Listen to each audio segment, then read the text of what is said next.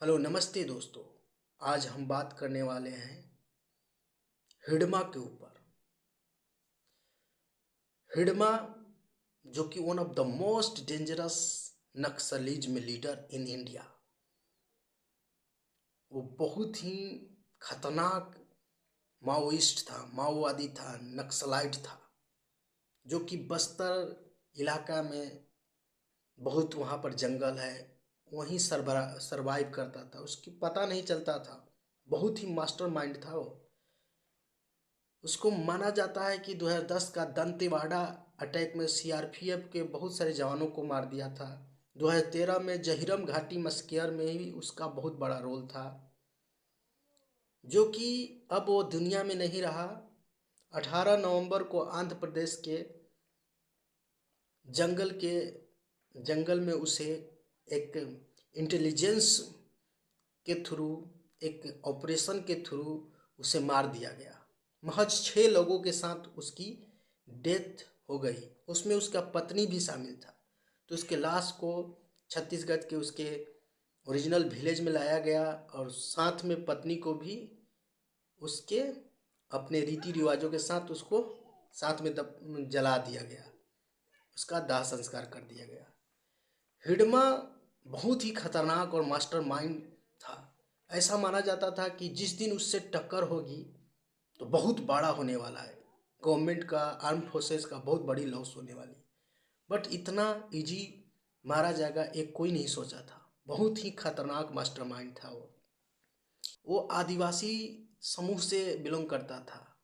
आदिवासी लोग उससे role model भी मानते थे, अपना हीरो मानते थे, उससे अपना आइडल मानते थे। बट अब वो नहीं रहा। देखिए, माओइस्ट चाहे कोई भी नक्सलाइट क्यों बनता है, इस पर हमें सोच विचार करना है दोस्तों। वो अपने घर के गरीबी के कारण, कोई उसको ऐसा दबा देता है, किसी प्रेशर के कारण वो लोग मजबूरी में आकर ऐसे कदम उठाते हैं।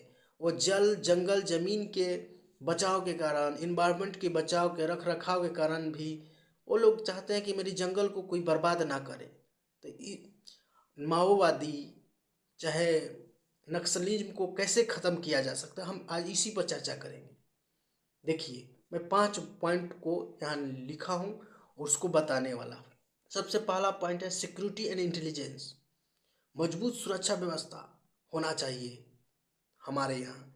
सीआरपीएफ, कोबरा, एसटीएफ फोर्सेस, उसमें अच्छे अच्छे ड्रोन, नाइट विजन ड्रोन, सबका मतलब टेक्निकल प्रयोग कीजिए। सॉरी, जंगल की एक्टिविटी को पता लगाइए और पता लगाकर जहाँ भी नक्सलाइट है लोग, उनको मार गिराइए अगर वो लोग।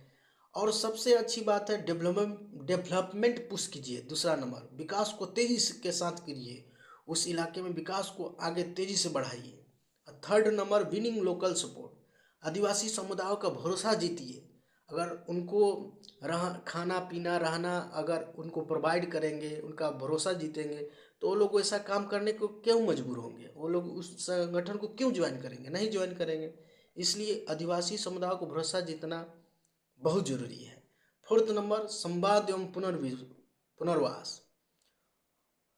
Talk and rehabilitation and the best surrender policy. ऐसा इंटेलिजेंस लगाइए कि वो लोग ऐसा पॉलिसी बनाए कि वो लोग सरेंडर करें तो उनको कोई जॉब दीजिए, अच्छी खासी रकम दीजिए, और जिससे वो लोग उस काम को छोड़कर एक अच्छी न्यू लाइफ को जर्नी को स्टार्ट करें। इससे उन लोग का संगठन अपने आप कमज़ोर हो जाएगा। और फाइव्थ नंबर, एजुकेशन अवेयरनेस। सबसे तो मोस्ट एजुकेशन है भाई, और अवेयरनेस, जागरूकता पर ध्यान दीजिए। उन लोगों को अंदर एजुकेशन भरिए, उनके अंदर जागरूकता लाइए, नए नए स्किल पर काम करवाइए, उनको बताइए माओवाद नक्सलवाद इसमें अंतर स्पष्ट कीजिए, ताकि उस तरफ उनका लड़के जो भी नए नए यूथ हैं उस तरफ ना जाए। इसके ऊपर सरकार को कदम उठाना चाहिए। और सरकार को भी चाहिए कि जंगल और इन्वायरमेंट, उनकी इन्वायरमेंट से कोई ज़्यादा छेड़छाड़ नहीं करना चाहिए, जंगल को सुरक्षित रखना चाहिए।